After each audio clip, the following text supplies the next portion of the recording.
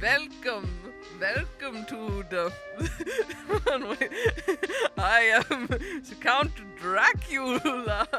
This is why you don't bring your friends to work, guys. This is why you don't bring your friends to work. What is up, everybody? Welcome to our very first episode of Society of Scares. We are your hosts. My name is Leo. I'm Annabelle. And behind the camera, we have Ellie. That is the voice of our heads. Yes, you are going crazy. Yes, it is your conscience. Yes, it is your mom as well. I'm really disappointed in you. Why? You know what you did. Yeah, I've done nothing wrong. I'm the youngest child and therefore an angel. As another younger child, I second that. I'm a middle child. I got all the crap rain on me. The ironic part is I am actually the oldest in my family among all my cousins and everyone. Really? Like, yeah, all my cousins are younger than me. I helped raise all of them. I have a younger brother. And yeah, on both sides of the family. So you are the oldest out of everybody. Yeah. Holy moly. Yeah. I've been babysitting since I was like 10. And you're only like 17. I think we need to make it established I am not a minor. I think most people can tell from looking at me that I am not a minor. She had a rough life, guys. She had a rough life, huh? Wow. We're starting off strong with the roasts. Yes. I haven't said anything to you. It's but okay. Speaking of looking eternally young, what is this episode about? Before we do that, you have to open your present. Oh, nice. All right, so I'm going to open my present here in camera. Ellie got a gift as well, and she opened hers. Yeah, I opened mine. I'm going to open secret. mine. It's the same thing. I got you guys the same thing. Oh, okay. So I went to the Tower of London in the UK, which is a super haunted place, and there's a lot of legends involving it as well. And this is... Is it a book about legends? No, it's not a book. Is it a skeleton? Is it a skull? Tiny skull? I don't think so. This is a piece, some thick wrapping paper. It's expensive wrapping paper. Yeah, guys, I got bougie with this. Yeah, this is some expensive stuff. Thank you. All right, are you guys ready? Moment of truth. Oh, this is cute. So there's a legend that like if the ravens leave the tower, then all of London will fall, or something along those lines. Oh, this is there really we go, cute. From the Tower of London. And I know you were like, both of you were gonna say something about how we need to have it for like the set, but that's why I bought that guy. So we have a bigger one for set. Move your knee so it's visible. Yeah, there. Move your hand. Jesus. Your hand is there. We go. It's Stop right being next in the way. Can you see it now? Yeah. just leave. You can see it All right, now. guys, that was the podcast. I'm so glad to be on. Very much. Oh man, but thank you so much for the gift. I really enjoyed it. No problem. That was a holiday gift. Yeah, for both of you. we are almost at the end of January. It's okay. I got sick last week, and I was dying. It's been a long month for those of us here in LA. I feel like. Yeah, it's only January, and it's felt like it's already been like 17 years. Only January. Oh my god. If you don't know what's happening in LA, LA's on fire, and especially today at the start of filming this episode, there's been another fire in Santa Clarita, and it's going pretty bad. Yeah. So. But yeah, I don't know what else. I don't know what. Yeah. Well, we are here though to entertain you with some spooky, fun, good stuff. Yeah. And today we're gonna talk about Twilight. No, we're not. But I mean, well, a little. Well. That might Okay. come up. Who here? Sparkling Raise your vampires. hands. Who here has read Twilight? I actually read it. I haven't. Wow. I I hate you all. But then again, Twilight did come out a little bit before your guys' time. No. It was like I was in. What year did it come out? I was 2006. You must have been like 4. I was 4, but I had friends who read it, and like the movies were coming out. Yeah, correct. The first one came out in 2008. Yeah, but I was sentient during like Breaking Dawn. Sentient. I'm a little older, so I was like when the first movie came out, I was I think 8 or 9 years old. So like I'm really old. So like Next to perfect, both but of like y'all. It started to hit me, huh? No, you're not. Anyways, I'm old. but I'm like, an actual vampire. I never consumed any Twilight content. Despite the fact I was deeply on Tumblr and I watched Teen Wolf and Vampire Diaries and everything else in that So genre. you caught everything that Twilight inspired, pretty much. Yeah, but I was like so like anti-Twilight for some reason. Anti-Twilight. There was definitely a like meh, it's girly and blah blah blah and all this stuff. Which, here's the thing: the reason Twilight was hated, because I've watched a lot of video essays about this. The reasons Twilight should have been hated were not the reasons it was hated. I.e., Stephenie Meyer being weird Mormon, super pro-life, and having really weird portrayals of indigenous people. That's like Jacob's, like the werewolves were all indigenous, and there was like a whole thing where one of the characters got like brutally attacked by her boyfriend, and like he scarred her permanently, and it was like, yeah, but they're just like that, so it's fine. Damn. Yeah, that is And all of as someone who's never even watched a Twilight movie, oh my god. Wait, you haven't seen any of the movies? No. I think What? I think I watched the first Twilight in college, but I was definitely wine drunk.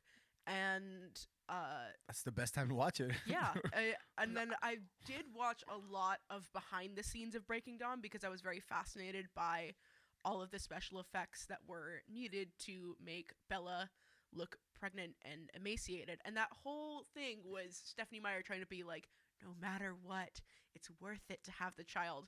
Meanwhile, it is literally sucking the life out of Bella. Oh, that is true. Damn. Yeah, no, I've literally only seen the scene where Jacob's like, "What's up, Loca?" Where the hell have you been, Loca? That's the line. Yeah. That's literally all the Twilight content I've ever consumed, and I did see gifs of it on Tumblr. Yeah, But all the sparkling and stuff like that. yeah, so I saw like a gif of that, but I wasn't a Twilight girl. Not at all? Nope. Oh, man. Yeah, I was like, I wanted them to be actually scary, and it was when I found out they weren't. And like, listen, Vampire Diaries, they also weren't like actually scary, but at least they didn't glitter in the sunlight, you know? Well, so because we can trail into the history, but I'm curious, was Twilight your first, like y'all's first intro to vampires, since vampire's been around for so long? Like, was that like your first, like what was your first vampire media that you can think of? I mean, it was definitely like the Count from Sesame Street. That's actually a good one. That is a good one. Right? Wow, I forgot about that. Yeah. Like, yeah, I don't know if you can get, I don't know any. I mean, I have one that's like really oddly specific, but I was just curious about y'all's because first I was like, oh, Twilight, and then I was like Supernatural, and then I realized no, my like imprint memory with vampires was a Scooby-Doo episode called Vampire Bats and Scaredy Cats, and I rewatched it as prep for this episode because I was like, what? Because that episode made me scared of the dark. Was that the one? Because I remember there was a vampire episode of Scooby-Doo where like Daphne, or was it Velma, has to marry a vampire? Do you guys not remember that? There's a whole vampire wedding sequence. I would not be surprised because that show's been around for so long. It's been around forever and with multiple renditions and and seasons. seasons. It's been around since the 60s. I don't think it was that one. It was the episode with Scooby Dumb. I know way too much Scooby-Doo lore.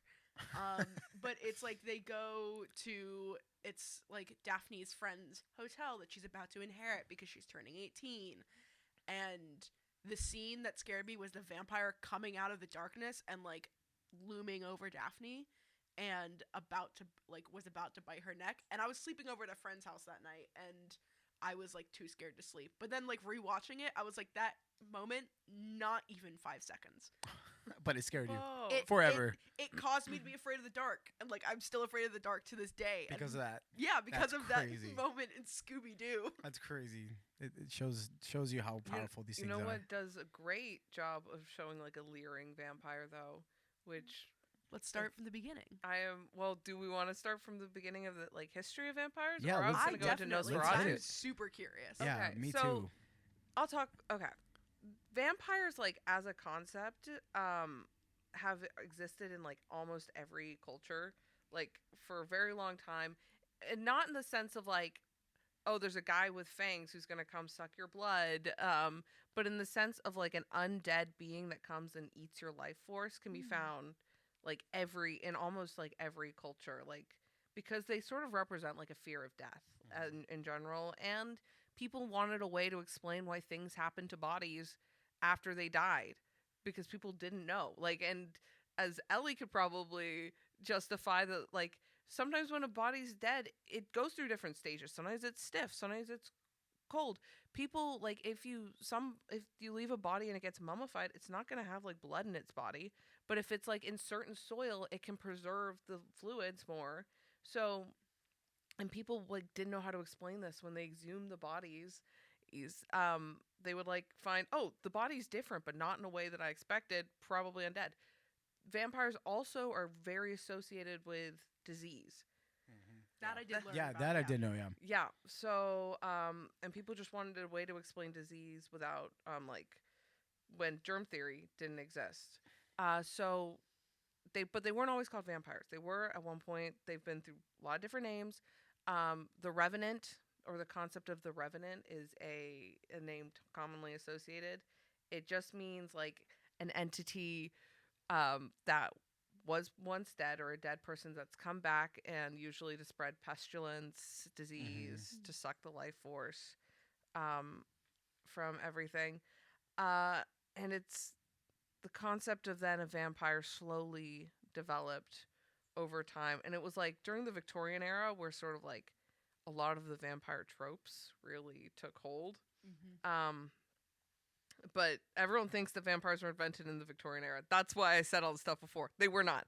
But the tropes of the vampire took hold there because we got Dracula, and we got Carmilla, and those like and a ton of other vampire works, honestly. So was Nosferatu, like that movie in the 20s, was that original, like an original writing of the vampire, or was there something that it was based off of?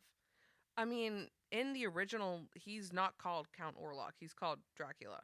It's based off of Dracula. Yeah. Okay. I think there maybe was a book. Okay. But I was just curious because it's like there's Nosferatu, Carmilla, and Dracula, and that kind of like. Yeah, no, in the like original Nosferatu, he's called Dracula. In the 1979 version, he's also called Dracula. His like henchman's called Renfield. Like, nice. It's all like the like original classic names that like and then it's in this new version that they changed the names. I think there was a lawsuit actually involved with having the name Dracula. Actually, I think I didn't watch this video, but there's a YouTuber that I watched like a few, and they have they do a lot of stuff on like medieval Victorian times, like all Kazrowe, Kazrowe, has great video essays. And they did a video essay that I watched about like why are vampires considered sexy, and it kind of dates back to Bram Stoker's like own sexuality crisis and his relationship with Oscar Wilde at the time, and the trial that was going on. Do you know about this? No. Oh my god. Okay, if I misremember it, I'm sorry, because this is the one thing I didn't write down, but. So Bram Stoker was good friends with Oscar Wilde. They like went to school together, and apparently they were involved in 2 different love triangles. Like they were both like the bottom points, like pursuing the same person at the same time. And then Oscar Wilde got outed as gay during Victorian era, like 1800s, which is during a time when being gay was very illegal. And after that, after Oscar Wilde was convicted of being gay, then sentenced to 2 years of hard labor, and basically afterwards his health went into decline and he died like 3 years after that. Bram Stoker like completely disappeared from public life and wrote Dracula. And so there is kind of like there is a lot of Bram Stoker struggling with his sexuality, B, xenophobia, like because of where the origin like comes from. I would highly recommend Kazrowe's video on it, because it definitely goes into a lot more detail than what I can remember right now off the top of my head. I also know that just in general, vampires are often used to represent like whatever minority is feared by said society.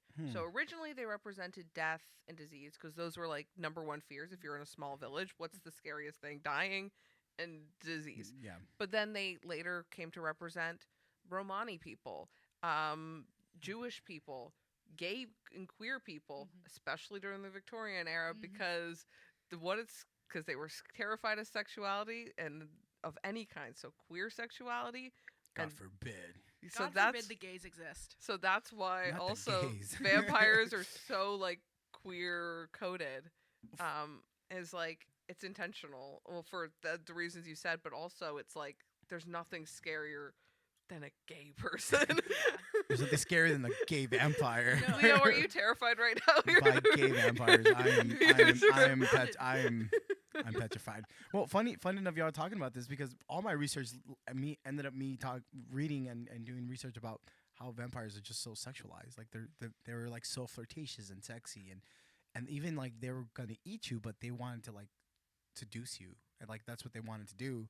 Like Count Dracula, if even in the movie, he's just like He's got a pizzazz. to yeah, him. like I kind of want to be like, yeah, yo, like what's up, like what are you doing? And not only that, if you look at all the pop culture vampires, none of them are ugly. Well, Besides, Nosferatu. Yeah. Well, that's like yesterday's vampire. I mean, listen, everyone's got their type, Well, apparently, Monster homie fuckers was rise getting up. some regardless. True. Yeah. Okay, here's another crazy thing about that. I just need to say, Lily Rose Depp was in my French middle school class, and also we did choir together. And so seeing someone who I did choir and like took French with in middle school on the big screen naked. that's insane. Getting it on with the vampire. Getting it on with a rotting The rotting Corpse. corpse. It's an experience I didn't think I'd ever experience, but here we are experiencing it. Wow. Should we talk a little bit about the new Nosferatu movie? Just how have you seen it? Yes. We've Have all y'all seen it? We've all seen it. All right, so I'm a spoiler alert right now. From now until timestamp will be down below where we're gonna stop talking about the movie, but there will be spoilers from here on out. Yes. Yeah. Yeah, lots of nudity. I thought it was great. I loved the That's movie. such a horny movie. It was But so. That's so gothic horror. It like just the. Just the opening scene, I was like, is she getting fucked or what? Because she was like, Well, and I'm like there, and I went with my friend. And I'm just looking at her. I'm like, is this the and right movie? And that's the point. Yeah. What I like wrote down. I think the movie did a really good job of putting you in the Victorian mindset For of sure. like of being aghast and being like, what the fuck is going on? For sure. Like where you can't tell, like we're like at like nowadays things could be diagnosed. Like that was another thing, is that a lot of like Dracula and a lot of the things, like Dracula is no longer scary because of modern medicine. Like that's a lot of what has changed our view of Dracula and vampires, because this like the balance of the four humors, and like it used to be illegal to cut open dead people and figure out what was going on in there. So like truly people did not have any idea Yeah, for sure. what was going They on. didn't know. They'll be like witch or vampire. I mean, a famous example of that, of people thinking, is the Casket Girls from New Orleans. And there was a whole story of people wanting, men in New Orleans wanted wives, but they didn't think the women of New Orleans were up to par. So they would have basically mail order brides from France come over, and these girls weren't allowed to bring anything other than like a casket, which meant something different back then, of stuff. And because the journey was so long, they would get really sick on the journey, these girls. So when they'd get to New Orleans, they'd be incredibly sickly, they'd be incredibly pale from not much sunlight exposure, and they would just be like ill, generally ill. And so these men would see these girls, and like everyone and people saw these girls and thought, their first thought wasn't, oh, these women have just gotten really sick from mistreatment. Yeah. They were, oh my God, there are French vampires. Yeah. And all this lore came out of it. Like, you can't open the casket until like the wedding is done. Like, there was all this like mythology. These gals were involving just dehydrated, malnourished, and they were just dying. I'm like, these Poor girls just needed a girls. glass of water. Yeah. Glass of water and a good night's sleep. Yeah, but like, but it was that people then thought that like French vampires were invading New Orleans, but it was just they didn't understand the fact that like They just you needed can a get- salad. yeah, Nutrition, Yeah. scurvy. Yeah. Scurvy is the real cause. Yeah. Dang. yeah. That's so fascinating. But yeah, Nosferatu, Robert Eggers' version, it definitely like put you in that like what on earth is going on, and especially oh my god, the scene where whatever the husband's name meets Count Orlok for the first time, like it is just him cloaked in shadow, and like Bill Skarsgård. I didn't even realize it was Bill Skarsgård who was playing my him. boy Billy. Billy is the best. Yeah, I love that he's a man. great actor. I and all love that that stuff. man. I watched some interviews as well, and he talked about working with an opera coach, like an opera voice coach, to make sure his voice came from his pelvis. Well, I will say, the rotting flesh, not hot. That voice, that was Sexy? pretty hot. I know. Pretty sexy? There's a voice clip. There's a voice clip. You must bounce on it. Crazy style. Have you heard that? What? No. Have you heard that clip? Am I the only one here? Someone's got to know about there's a lot of people who were doing impressions of Count Orlok online, and they would just, like, there was one guy who just, you must bounce on it. Crazy style. Like, listen, the weird breathing, not hot. That was definitely a little off-putting. But when he was talking, I was like, I kind of like I get it. Like if I close my eyes, I get it. In order to date Annabelle, you gotta be a vampire, y'all. If you're a vampire, please write in the comment section down below. We'll set up an That application. is my standard. That is. Well, like, That's also all I someone want. pointed out that the reason he's breathing like that, not because he needs to breathe, but because he needs the air to literally make sure his vocal cords function. Like he's a dead corpse, like he's a corpse reanimated, and so he's only breathing so he can talk, not like it's the. Oh, I see what you mean though. Yeah, because the breath was not to breathe; it's to speak. Yeah, I see what you mean because it's already dead. It doesn't. Yeah, It's not. Yeah, I see what you mean. That's actually a great deep dive right there about like human anatomy and all that stuff. Yeah. Wow. And then also an interesting thing, because like another thing, it's like the idea of the voice coming from the pelvis. My little like writer brain went like the fear of sexuality, and the fact that the voice was coming from the pelvis is just like so many layers. Can we also talk about the scene where he's like naked drinking blood from what the guys ever listen, I get so confused with the names because the different movies have different names for all the characters. Mm-hmm. But the husband, Hold on. Nicholas Hold on. Holt's character, Pulling who up. I also love, by the way. This movie had so many actors This who movie I- had great acting. who So, I Great acting. love.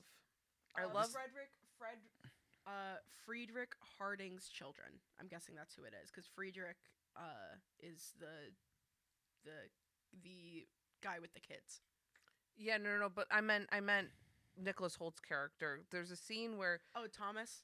Thomas, where Thomas is like lying on the ground and Count Orlok is naked on top of him drinking his blood, and I'm like, you don't have to thrust your hips to do this, man. Oh wait, now I remember what you're talking about. But like, I'm yeah, like, Count it Orlok was was really horny. so unsettling. Like, ugh.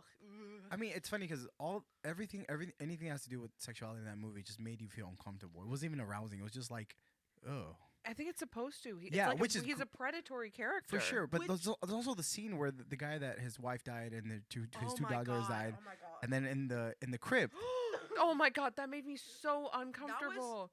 Horrifying. For me, when the reveal shows that he was, he wanted a last, Yeah. thingamabob. Well, Yeah, and I'm like, because you watch that and it's like everyone's freaking out about. I mean, Count Orlok is killing tons of people and is doing terrible things and is Yeah. a heinous character. But then you watch it and you're like, oh, this is very much not a story of like good guys versus bad guys. Mm-mm. This is bad people and a monster. Yeah. Like this is a story of humans doing something human things that are bad and good. human and inhuman, but Mhm. that doesn't mean one is necessarily good and one is evil. Yeah. Which is just They just wanted the Hawk too. That's what they all wanted. yeah, but Ew. ew. Well, so Of my, course. Do you watch like her podcast? No, Talk not to at me. all. I only watch Society I of need Scares. I need to check. No. I mean, one of the things was that like Anna, so the Friedrich, because I have the cast pulled up. Anna Harding, the woman that was married to Friedrich, her character, it was like the idea of like her representing all of the things that women were supposed to be in a Victorian society. A mother, like calm, kind, nurturing, and also like only sexual when it came to bearing children. Like Friedrich was like, I can't say no to her, and you see him like, I think he like grabs her ass and stuff like that. And then it's like, is that all women are supposed to be. And so then the idea of like even in death, like that's what he mourns. It's just like he doesn't mourn her as a person. Mourns the sex. He mourns her as an object. Yeah. Damn. Yeah. And it also paints Lily Rose's character as like so much more terrifying because you have that example of what like a woman's supposed to be in Victorian society. So you see her character being all those things, and if you put yourself in the mindset of a Victorian person, she would have been a terrifying character of like being just like so emotionally volatile, very sexual, Outspoken. outspoken. Also, they had a lot of beliefs around sleepwalking in the Victorian era. They believed that there was like connections to like the other world if someone sleptwalked. They had a lot of like weird like beliefs involving sleep and like all of that kind of stuff. The Victorians were freaks though. They had a lot of weird beliefs. They ate ground up mummies. You want to know why we don't have more like Egyptian mummies? The Victorians were eating them. Are you serious? That's 100% true. By the way, like, sorry, this is such a tangent. No, they believed it like had medicinal properties. Like they also believed cannibalism, and also like with vampires, they believed that like the best way to cure someone if they're been affected by a vampire, like one of the ways was that you exhume the body of the vampire, burn the heart and liver, and then have the person who's been like affected by the vampire, like the family member, eat the heart and liver of the burned ashes of like the heart, human person. They like, they were like they were freaks, man. They were doing all kinds of weird stuff. Sorry, that was a total tangent, but I needed to get that out there. People need to know that's the related. Victorians were eating mummies. That's what vampires represents. That the Victorians were just freaks. how corrupt and inhuman they were. That's crazy. I mean, to be clear, there were like other people of that time being like, "Hey guys, that's kind of like weird to do." Can we stop? But people still did it.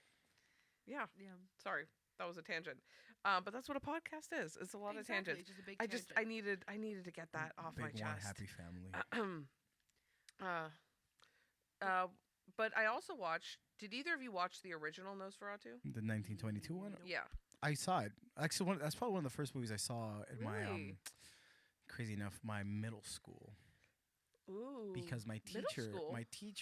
she was also she was my daycare teacher, and one day it was just me and like my brother who's a lot older than me, and she's like, "You guys want to watch a scary movie?" And we're like, "Yeah," and it was Nosferatu, but since it was like black and whitish, we were like, "It's not gonna be scary." But I remember that movie like if it was yesterday, and we just saw it there. Of course, I don't think teachers are allowed to do that, but we saw it, and I'm just like, this is some good stuff. I think that was one of my first introduction to horror movies. Was watching Nosferatu when I was like 6. I think it was like first grade. Oh my god. And then my parents took me to a new school. I think that was probably why. Because I did have nightmares after that. This was after you watched Pet Cemetery. Leo's first The horror movie was Pet Cemetery, yes. Yeah. Pet Cemetery, that was around the same time, actually. Whoa. So I was probably 5-ish when I saw Pet Cemetery, and then I saw Nosferatu probably shortly after. And that's not Chucky. And then that's it. I just continue watching horror movies until today. Whoa. I had a very classic introduction to horror movies. I saw my first one at a party like early in high school. Nice. And that's, the rest is history. What was the first horror movie? The Shining, Ah. which we will talk about.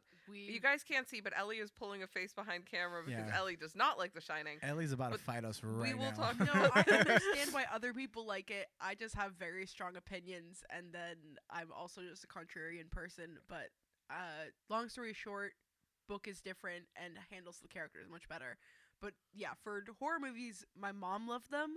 My brother was terrified of them, so my mom was basically like, "You're gonna like horror movies." And then when I was like 10 or 11, I watched Dark Skies, which is a really Whoa. good intro horror movie because it was about aliens, but it has the classic like haunting setup, and so it's actually a scary movie. Like I would kind of want to rewatch it just to see if it still holds up. It was like 2012, but yeah, like that movie scared me.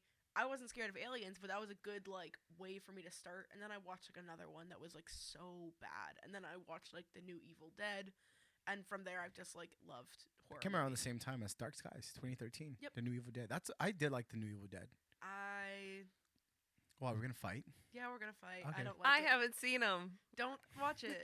No, watch it. It's great. I feel like This Or is you something need we to should ma- also acknowledge. Hi, first episode of the podcast. I haven't seen many movies. I listened to a lot of podcasts growing up. That was my real introduction to horror, was horror podcasts. And also I loved history, and I would read really grotesque horror history books, specifically called Horrible History. And that was my real introduction. I didn't watch many movies at all growing up. At all? Yeah, I just didn't.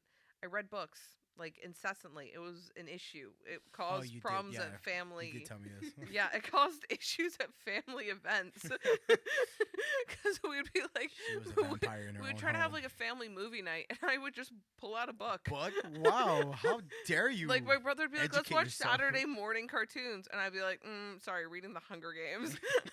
For the seventh time this I'm week. an intellectual.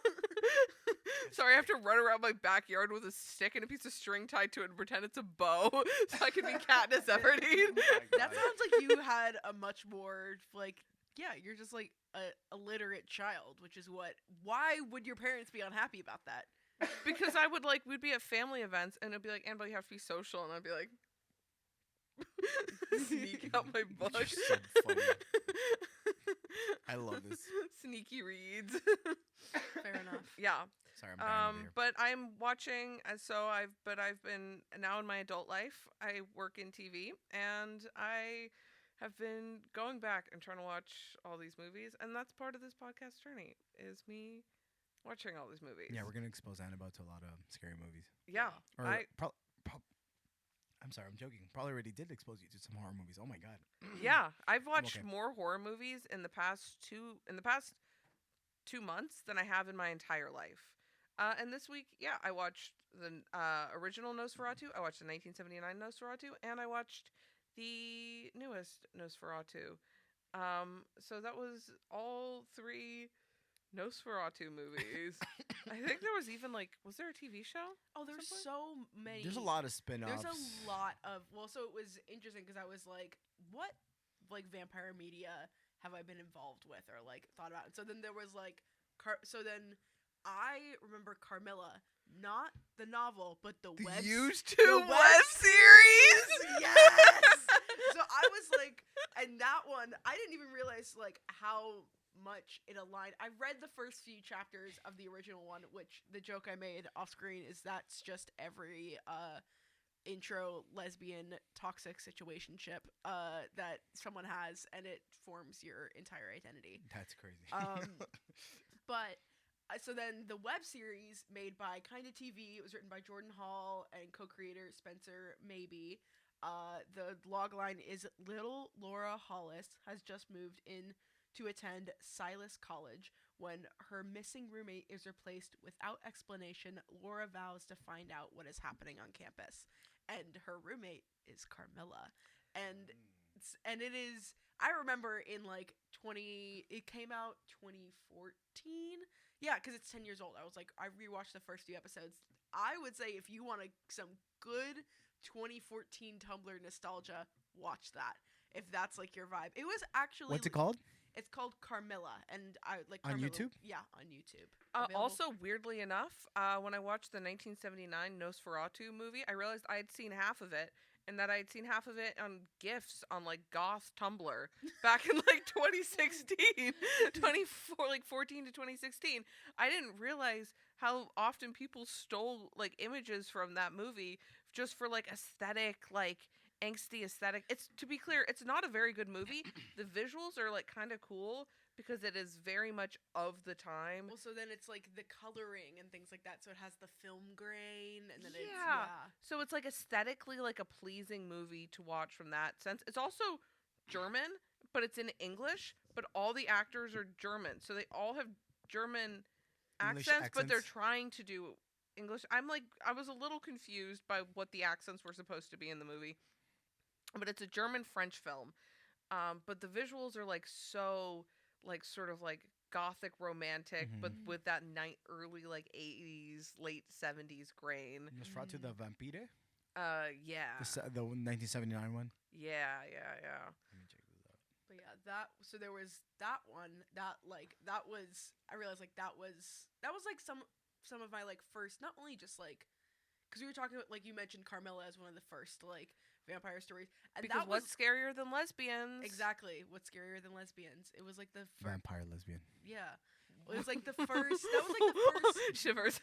Oh. I'm quaking. Did y'all hear that? The sound of codependent lesbians. But that was like my first introduction to like queer representation. I feel like actual like not the Tumblr queer baiting stuff that most people on Tumblr were intaking. That was like my first like modern new queer representation was that web series. Huh. Yeah, I never watched it, but my best friend did.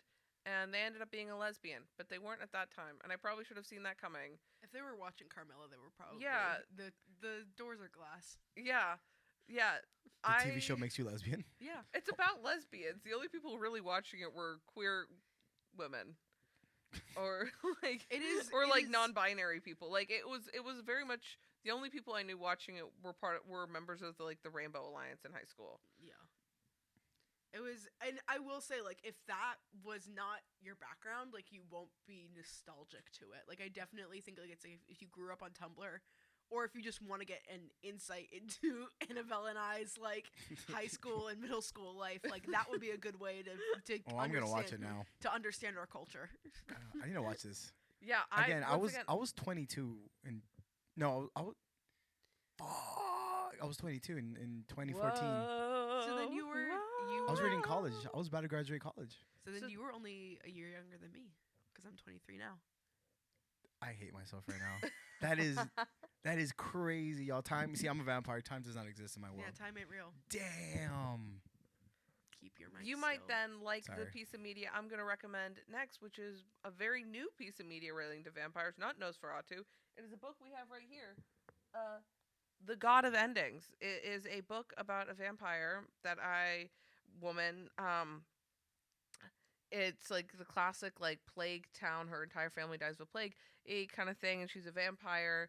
But it's a really interesting take on mortality because she ends up. It's like based like it's then like I think it's based like modern times, and she's a preschool teacher because being around preschoolers is the only other example of like eternal youth she can find because every few years she gets new kids, so they don't realize that she's like the same age because it's new kids, new parents every year, and she runs an independent preschool and nursery, and so but it's like throughout the book she's getting hungrier and hungrier, but like she loves these kids and she doesn't want to like hurt like She's gonna bust the Anakin only Skywalker. other example of like good eternal life that she's seen in her life.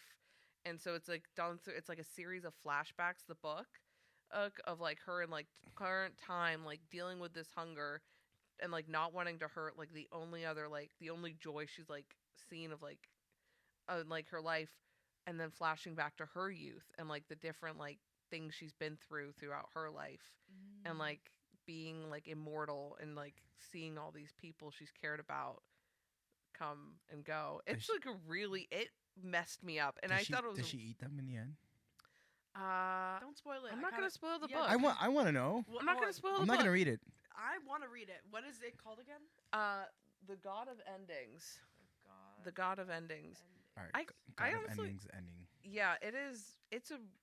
I thought it was an important book to bring up in this podcast because I feel like so much of like vampires, like so much of the fear is the fear of death, is the fear of like the unknown and like all of it.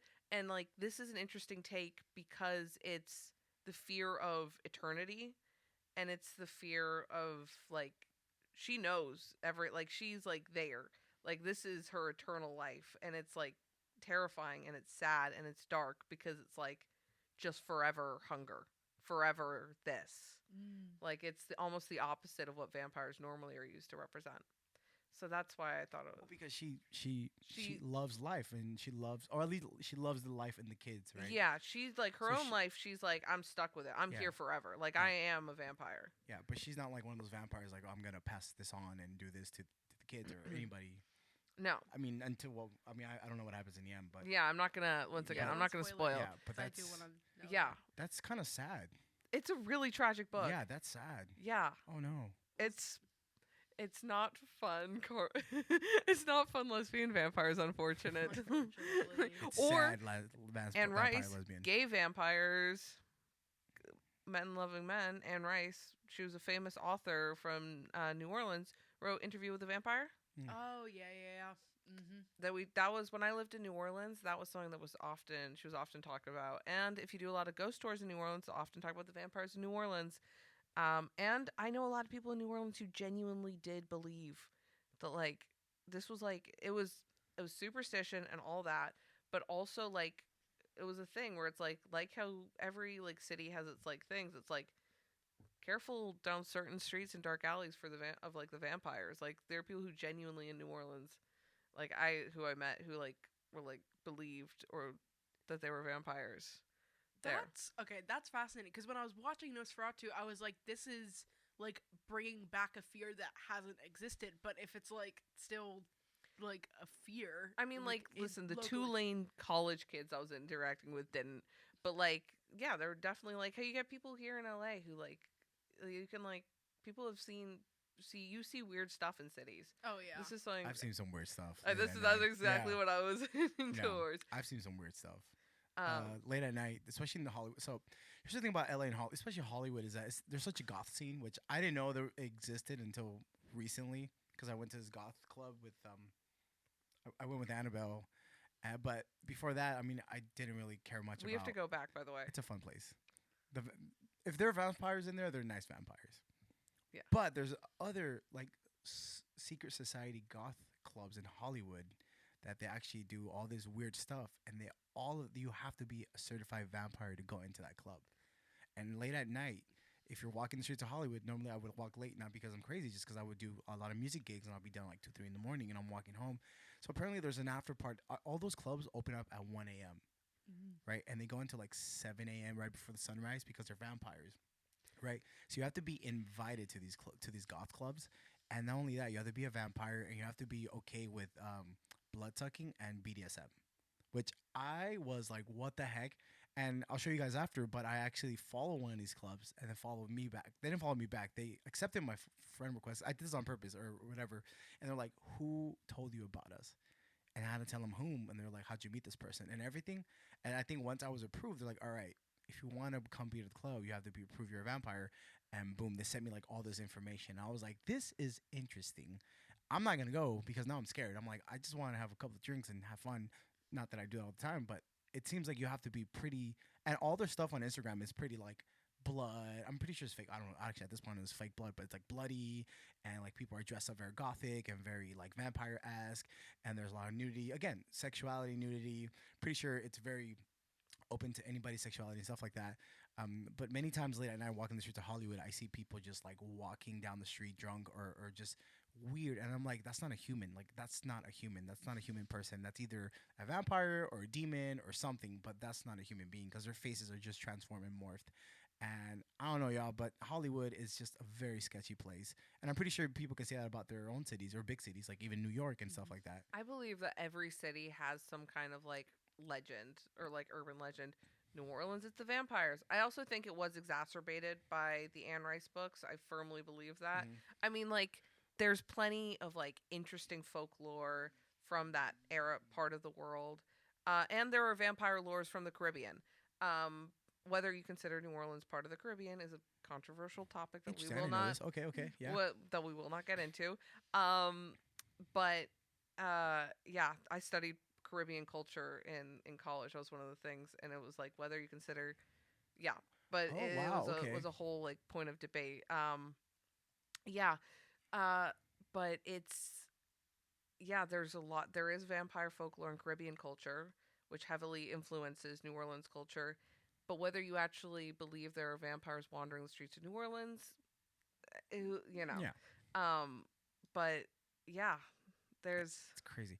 I'll give you guys this fun fact though. In South America, Central America, vampire lore is not that big. Interesting. It's not. I know Belize is still considered Central America, but it's more Caribbean than Central American because they have more Caribbean practices. Other than that, if you go to like Central America, vampires are just like, oh, what you see in the movies. Like it's not a big thing. Like in my culture, I've never heard many vampire stories until I mean, I was born and raised here in the United States, so I feel like it's a big North American thing, or brought from, I'm guessing, the Europeans to what is the East Coast and brought to the West Coast and all that stuff. But you go to Mexico, Guatemala, South America, Peru, they talk about ghosts, demons, even zombies, but not vampires. So Interesting. to me, vampires is all brand new. I didn't know a vampire existed until I watched even the Count from Sesame Street. I didn't know it was a vampire until I was older. Whoa. Yeah, They're yeah. a huge. So for me, like vampires is like, oh yeah, like they're for me it's like, oh yeah, they're there, but I don't think they're super cool compared to like ghosts or demons or cryptoids and stuff like that, because that's all really big in our culture. Whoa. Mm-hmm. Yeah, vampires are a huge part of European culture, and just like we had a witch hunt craze in like the U.S., there was like in like Eastern Europe there was a whole vampire craze. And it even did travel over to the U.S. There were cases of people digging up bodies. Yeah, that happened in Boston, no, Massachusetts, something like that. The Massachusetts vampire craze or something like that. Mary something was like the woman's name, I think, and yeah, dug up her body, burned her liver and heart, Mhm. and fed it to her family, Mm. the remaining family members. Yummy. Like that, 100%. But yeah, and there was all kinds of things. There you can get like you can find from Europe vampire killing kits. You can buy them on eBay. Honestly, it's like yeah, you can find coffins that have cages over them. That's Which- oh yeah. which Wow. I want to put on record does not prove that vampires are real. It just proved that people believed in them, because that is a piece of misinformation that is commonly spread on Wow. TikTok. There are guys who go on being like proof that vampires actually existed in Eastern Europe, Part and it's like they'll 17. just show like a picture of like a coffin with a cage over it. I'm like, no, that just shows that people believed in there was vampires. yeah, or It that doesn't there mean was there are vampires. Yeah. yeah. Sorry, that's something that really got me like that got me riled. Annabelle's gonna fact check you, all right? So make sure you have your facts checked. But yeah, or like all kinds of yeah, like vampire. Here's the other crazy. Here's the sort of the little more woo part of like a lot of vampire lore. Almost every town, like in just after the Middle Ages, a lot of small towns had myths involving like the dead coming back and like harming people and sucking the lifeblood. However, people, because this was right before the Industrial Revolution, were not traveling very much. So how the myth and how it was so consistent from town to town, these myths, we don't really super know. I mean, it could be like assumed that it was maybe like there are a lot of theories of like the church maybe helped spread these things because it sort of aligned with a lot of ideas of like demons and yeah. all that kind of stuff. There's a lot of different theories. Personally, I think it's kind of fun, the idea that maybe it was They're something vampires. else. Yeah. Maybe it was just something. I mean, it was probably, I know realistically, it was probably like, it was the people who were traveling were spreading it, just like so happened. But like, Bro, people love to tea. Like they love to gossip. You Yeah. tell like it's been there since the beginning of time. It's everywhere. People love, like, you tell them a good ghost story, like, don't tell nobody, but there's a vampire here. okay, I'm gonna but go also, tell somebody there's a vampire there. but also you're great at storytelling. I think this maybe Oh, also okay, was a you probably. thing, because I know people who tell stories and you like, you know, Don't I'm remember. like, It's like, so what's the point? No, but regardless, sorry. I think back then, even though I think back then people were just better at storytelling because there wasn't no TV, so their minds were corrupted with like just watching TV. Even music. Music wasn't as attainable, so I think everybody knew how to explain things and tell stories. And again, this is why things were such blown up out of proportion, because you'll be like, yo, I saw somebody bleeding. I'll be like, Annabelle saw somebody sucking blood. You know what I mean? Like they would just go around, make things worse and worse and worse until it got to like the Americas. We're like, yeah, there's vampires here and there's demons, and just everything got blown out of proportion until science and technology and all that stuff. They're like, oh, damn. So it wasn't real. You were just sick. Stuff like that. I feel. damn, technology really taking the fun out of everything. God, technology sucks. I JK. think I disagree on that, but on bouncing off of what Leah said, because I remembered the other like vampire piece that's also recent is Midnight Mass. Oh, Did either of you watch that? No. Oh, okay. Midnight I Mass? would highly recommend it because it is like a real outlier in how vampires are portrayed. It is Oh, not. you know what? I did see the first episode and I thought it was great. Watch it. It's with Flanagan, right? Yeah, Mike Flanagan. Yeah. So Mike Flanagan did Oculus, Haunting of Hill House, Bly Manor, Yeah. and I like read some interviews about it because I was really curious.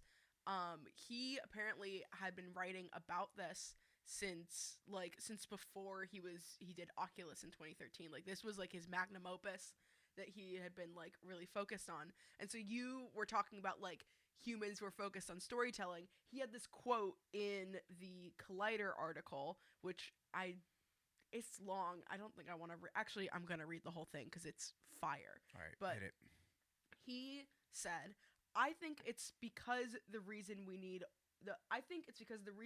horror and the reason we're all attracted to religion at various times in our lives, it comes from the same issue, which is our fear of the natural world. If a volcano erupts and we don't understand what a volcano is, we create a religion around it. We create a god to explain why all of this fire came out of the ground and killed everybody.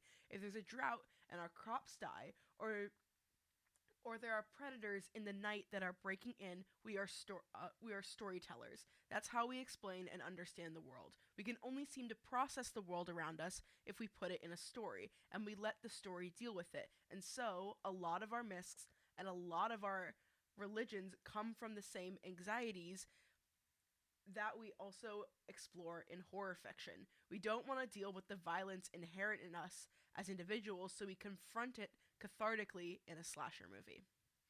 And so Midnight Mass is fascinating because it is about a small town, like a small fishing town, like modern era. And I don't want to spoil it, but it does deal with vampirism. And I would say the core like tug of it is faith and belief and what that will make someone do, and addiction. Because one of the main characters is dealing with the aftermath of a hit and run, or he was drunk driving and he hit someone and they died. And so a lot of it is based off of Mike Flanagan's own personal journey with sobriety and him reckoning with how much of like sobriety and like AA culture relies on religion.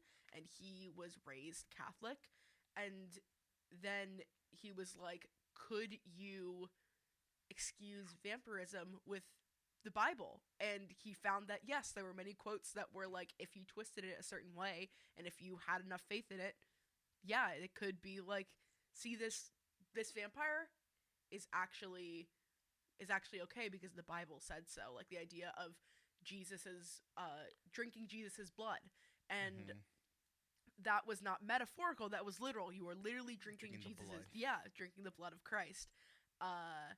And yeah, he used them basically as a tool to explore human nature. They are like, the way I would be really interested, because in comparison to like Robert Eggers' Nosferatu, like night and day, it is such a different beast in but that ending scene, that scene with the sucking on the chest is something that is from Nosferatu is paralleled at a certain point in Midnight Mass. And I think it's just fascinating, like the way that story used vampires, especially with what vampires are, being so focused on sexuality and disease, and then how Mike Flanagan just like was like, let's use it for this completely new thing, and it works so well. And now I want to rewatch Midnight Mass. But I'm gonna watch it. I stopped watching. I forgot why I stopped watching it, but the first episode got me really hooked. Well, I saw the first 2 episodes. It's slow and then it like speeds up, but the way it portrays like fanaticism, like religion, and the way it portrays faith, and that same thing where it's not like, it's like humans and inhuman beings, that doesn't necessarily mean good or evil. Yeah. And just like one of the most evil characters. Like they do a good job of showing that like someone who does bad things isn't always necessarily evil, and someone who does bad things, like the difference between like what makes you a bad person, and like the way to hell is paved with good intentions, like, and sometimes it's paved with like yeah. I love this interview. Mike Flanagan like really talked about how much he wanted to make sure that, like, especially because he was like, my parents are still devout Catholics, and so he didn't want them to walk into that show and feel really alienated. So I appreciate that. yeah, he was like, he wanted to be sure that it wasn't condemning religion, but like condemning like what religion could do, and he does a really great job of it. It's fascinating. I gotta finish it. I gotta check it out. Yeah. That's awesome. Maybe I can convince my mom's Catholic. I'm like, maybe I can convince her to watch it and see I do her think take. She hates horror though. Actually, both my parents. My mom. she's hates not gonna horror. like it then. Like, it is. My mom hates horror. Yeah, they. Mike Flanagan is like good with horror. I think if you should watch it first and then you could judge, because it's like each person can like handle different levels. But like, I think it's worth it because it is, especially like modern era, like right now, like the way people are using religion right now, it has such an interesting like deconstruction and deals with believers, deals with non-believers, deals with people who become convert, like how that happens. Like, fascinating. Such a good show. Interesting. Gotta check it out.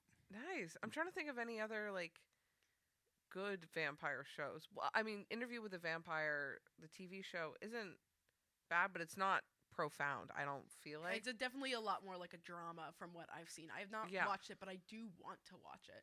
I've seen the first few episodes. I enjoyed them. I thought it was fun. I didn't feel like my life was changed from them. Definitely don't hold up to Anne Rice as an author, but I feel like it's probably a similar thing you have with The Shining. But I feel like, I don't know how far into this episode we are, but We're 56 minutes, so Okay. we've still got plenty of time. I felt like it's very important. This is kind of a bit of a conversation change. To mention the best, well, it's actually the worst piece of vampire media ever, and it's my favorite movie of all time. It's called Once Bitten. It's starring Jim Carrey. It's from 1985. This is my most watched movie of all time. Jim Carrey, it plays a teenager at a Hollywood high school, but he still has his Canadian accent because this is early in his career. This older vampire lady needs to suck the blood of a virgin, but there are no virgin men left in the 1980s apart from Jim Carrey. In Hollywood? Jim Carrey, yeah. Is she the blonde one? Yeah. She's... Everyone, please go to the Wikipedia page and look at the poster for Once Bitten. She is serving. Hold on, I'm going to turn around my computer just so it can be seen. Yes. That is very 1980. There's a dance sequence. There's a dance-off between the vampire and Jim Carrey. Who wins? What are the stakes? I'm so invested. Is it like Good pun. Is it like a funny? Is it like Stakes. This is just for fun. Oh, Good fun. Is it like a funny, goofy like? It's Yeah, like the it, teen- it is. It's supposed to be funny. Like, it's not a serious, scary vampire movie. But oh my god, you see so. It's like it's before Jim Carrey is like Jim Carrey, you know. And so it's just got. There's got dance sequences. You got Jim Carrey in like full Dracula makeup at one point. You got Jim Carrey turning into a bat. I gotta watch this. He was 23 when that movie came out. I just did the math, or I just did the research. He was a young Yeah. Canadian. Yeah, who sounded like a Canadian. He drives an ice cream truck in the movie. Get more Canadian than driving an ice cream truck. Through the streets of LA. That is crazy. My boy was young. what is? I'm just looking at. Yeah, that is. I would be remiss not mentioning it. Everyone, if you want a bad horror movie, not horror movie, you want a bad vampire movie to watch with your friends and just to get like a little drunk with, that is my recommendation. That is my number one recommendation. I love that movie. Don't watch it sober though. If you drink. And if you drink, invite us. Yeah. I'll watch it with you. Hi. Are you watching this podcast right now? Are you listening to it? This is me formally saying, and you can quote me on this on future episodes. We're if we get more of a alcoholics. following. Wait, what? Wait, what? Wait, what? And you can quote me on this. Ellie's dying in the back. Almost beat my pants. I swear to God, that startled the hell out of me. We're going on record. We're alcoholics. Sorry, Mom. Sorry, Dad. We now have to do a drunk episode at some point. Oh, we gotta do. Absolutely. We gotta do a drunk episode. I have skull-shaped like shot glasses. tankards. Oh, okay.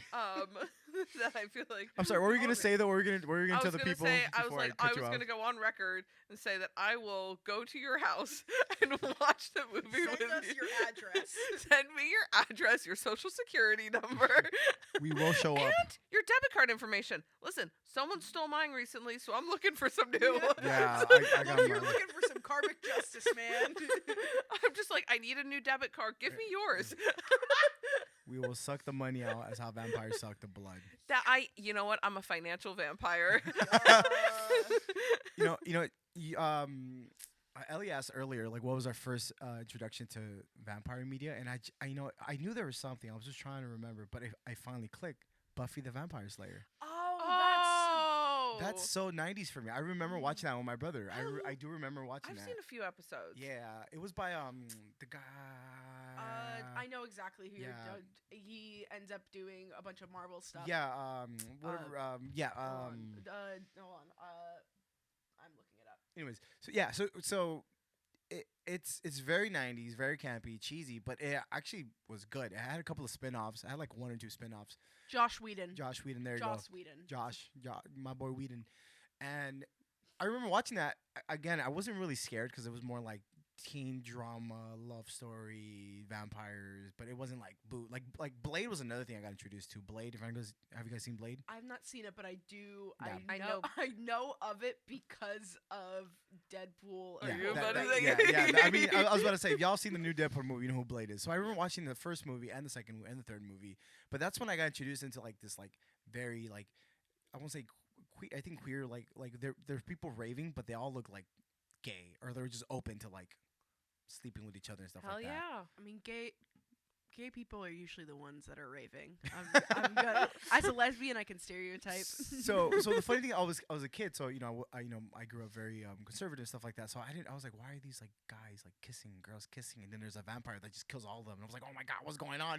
So I was so confused. Now that I'm older, I was like, bro, these gay vampires were just having a great time, They were and this just guy living just their comes life. and just kills all these like. Damn. It was like, damn, like they were just chilling. They're about to go They're- home.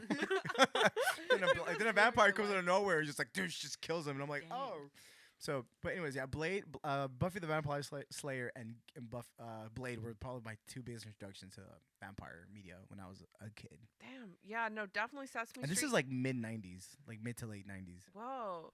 Yeah, no, definitely. I think also Scooby Doo for me. Like, I think Scooby Doo being the time I like remember it the most. Like watching Scooby Doo episodes involving vampires, probably for me. But I don't no. I mean, like I feel like Dracula is such like a iconic visual. Like, well, for me, it's interesting because I think like Dracula's like iconic in the way it's like I don't know when I learned about Dracula. That's why I was kind of curious of like what is your first, because like not many people, like no one our age has like watched the original Dracula at like age 4 or whatever. Like that's not their first horror movie usually. But like by the time you start watching horror movies, I would definitely say like by the time I was watching horror movies, I knew like Dracula and the vampire, but like via osmosis. So I was curious, like first vampire media, and then also like because like the next one that came up, like I don't know. Well, it's interesting to think about how long it'll last, but like Twilight and the impact of that and how it's changed the way we view vampires.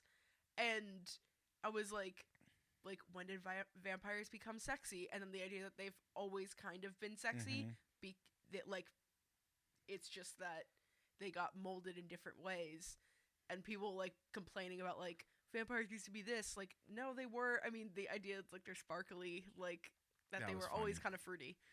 Yeah. That was funny. But also like I think yeah, vampires have always been scary and they've always been sexy, and I think there've definitely been waves in media of like which side of the spectrum they fall more towards. I was also thinking of movies specifically. The first vampire movie I ever saw was Lost Boys. Oh my god! You Which- just unlocked a memory. I remember that movie. which I kind of would argue was sort of one of the first like sexy movies for where sure. where the vampires lean kind of more sexy than scary, because like you said, vampires have always been a little sexy, but Mhm. like I definitely think in like the Victorian like vampires were sexy to be scary. Yeah, like the idea of like in the same way when we're watching Lily Rose Depp like convulse and we're like, this looks horny, but I'm scared. Yeah. Like the intention is it's sexy, but it's supposed to make you uncomfortable. It's not as sexy in like a I'm awkwardly I'm aroused supposed to right want now. the vampire. I'm aroused, but I don't want to be. I'm aroused. I'm aroused. But I'm scared. Derogatory. Yeah. Me watching Nosferatu with my eyes closed, just I don't No, know. like, At first I was like, oh, what's going on here? I was like, who's this voice? Oh, never mind. Now, okay, as someone who liked the voice, Put a bag on Nosferatu. Sorry. well, I gotta ask, what do you think of the mustache? You see, I actually really appreciate it. Here's why. Because I love history. And one of the biggest issues with a lot of vampire lore is the portrayal, and the story of Dracula is the portrayal of Romani people, and the fact they are often stereotyped and they are often misrepresented. The 1979 one, I would argue, does not do a very good job of representing Romani people. The original one, I also think, doesn't do a great job of representing Romani people. And if he truly was a count from that era in like Transylvania, he probably would have had a mustache like that.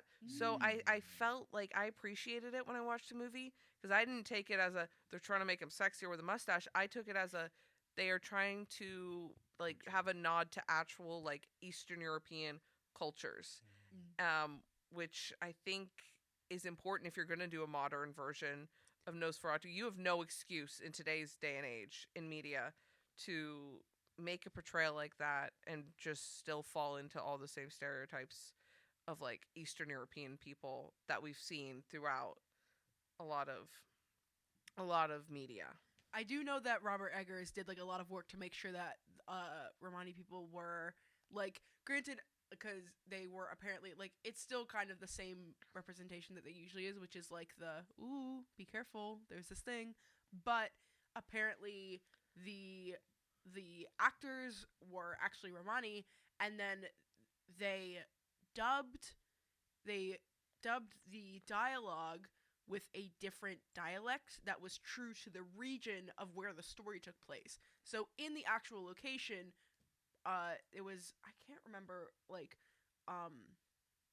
I know it was like Eastern versus Western or something like that. Like Eastern Romani people were the people who were actually like playing, that like were on stage on camera, and then they dubbed it so that the dialect and the accent was more accurate to like the area that it took place in, to make sure like that was the same. And also Robert Eggers kind of talked about how he used the Mel Gibson Dracula as inspiration, because the Mel Gibson one pointed out that that the Romani people wouldn't be speaking English, so they would be saying like, don't go up in that castle, but they wouldn't be saying it in English, so the Thomas would be like, I don't know what you're saying, I'm gonna go up there. Yeah. So like that was something that like Robert Eggers was kind of like, honestly, Mel Gibson's Dracula was what I used a lot. Yeah, that's fair. But I mean, I will also say, I'm not normally a facial hair girly, but it did help hide some of those sore spots on his face. That was. So I got both answers I wanted, which was, did it? I didn't realize it was historically accurate. Were you aroused? Because I saw people who I've seen like stuff on TikTok where it's like, the mustache like stopped it for me, and for me, I'm a lesbian, so I'm like, how on earth, like, like good for you, girly. That's how I feel whenever I see. No matter how attractive the man, no matter how conventionally attractive the man is, it is always for me just, good for you. And some people were like, the mustache kind of like stopped it for me, and it's like, really? That's wild because he's definitely the hottest version of Nosferatu out of all the versions of Nosferatu. Well, the fact that he was dead is what did it for me. Did stopped it or made you get you going? Yeah, is that your Both. thing? Both. You were scared and horny. I was scared and aroused at the same time. I was like, oh. Oh. Yeah, I'll be honest though, that full frontal did not do it for me. Oh wait, there's actually because I want to rewatch Nosferatu just to see this. The full frontal. Are you talking about the very final shot? That final shot for me had No, that final shot, that was cinematography crazy, wise, yeah. was beautiful. Yeah. Well, I mean, like the crazy. one where you see his penis. Oh, you can see his pee? You see his penis. Oh. I think I blocked it out. You see his penis. It's there. You sure is there? 100%. I I just- know because as soon as I saw it, I went. you went mental screenshot. I am saving this for later. I'm tapping out here, y'all. Count or I'm luck. I am tapping out. Crazy style. No, I need to pull up. Hold on. I'm pulling up. Yeah, it's full frontal, baby. It's like right before he sucks Thomas's blood. When Thomas goes and is like, oh my god, he's in the grave, and then Nosferatu or Count Orlok pops up, and it's like, pop up. No, he wasn't erect. Don't worry.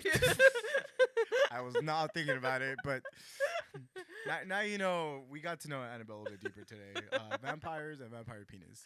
I mean, here's my review. My review of the movie was, Lily Rose Depp has 2 hands. Let her be a monster fucker.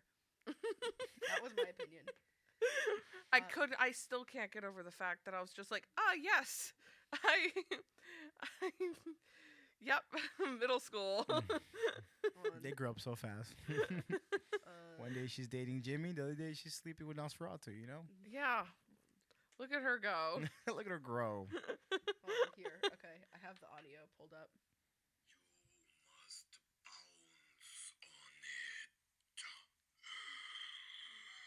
You see, the breathing took it out. But you can't. Breathing ruined it. But this person, I think their name is Teethy Mouth on TikTok did an amazing impression because they also How do you spell that? it literally, no, it's just teeth mouthy. Oh, no. Oh, no. I just processed. Hold on. Wait, what? No, I genuinely didn't hear what you said. Our podcast just took a right turn. Teeth, like regular teeth in your mouth, and then mouthy, like mouth with a Y at the end, and then watermelon emoji on TikTok. I just want to make sure I credit them. But yeah, their audio. I don't understand. But I feel like I'm I'll show missing you something. afterwards. You can scroll through. No, I feel like I'm missing a joke that I Well, I don't- think because Leo thinks you're gonna go back for personal reasons. Oh, well, that was the joke I was making. Yeah. So Yeah. I did, I yeah, thought there yeah. was something about the username. Oh, that, no. like, I you was know, talking about what you're going to do with the track. Yeah. No, I was writing down the name for research. No, this is professional reasons. See what happens when we talk about vampires? We all get This is They're what the- sexy. It's not my fault. We've This is what the established Victorians this. were afraid of. They Yeah. knew it. so much power. We've established this on this podcast. Conclusion: vampires are sexy, and you shouldn't feel bad about having a little crush. On a dead guy. Well, and dead girls. Exactly. Carmilla, represent. I'm an equal opportunist. If you're if you're a vampire, come at me, baby. Yeah. We got plenty in Hollywood. I'm here. You can find me. You're a vampire. With that being said, I think we're going to a goth bar this weekend just to get some vampire loving for I'm Annabelle. so down for that. I'm gonna go to a goth bar with a sign that just says, Bite me. You're a vampire. You can find me. Suck it. Suck it. Yes. Oh, man. Well, any final thoughts before we wrap up this episode? Not that That's I can not think. sexual? Not that I can think of. Yeah, I don't have any that aren't sexual. Please let him no, rip. hey, no office ghost interruptions this episode. This is very true. I think the viewers don't know much about this office ghost. Well, you will learn. But they will learn the lore and everything will. that's happened in this office. Yeah. This is correct. Well, if that's all we have to say, thank you everybody for joining us on our very first episode on Society of Scares. We are your hosts. My name is Leo, I'm Annabelle. And I'm Ellie. and we'll see you on our very next episode. Stay spooky. Stay scary. We'll see you later.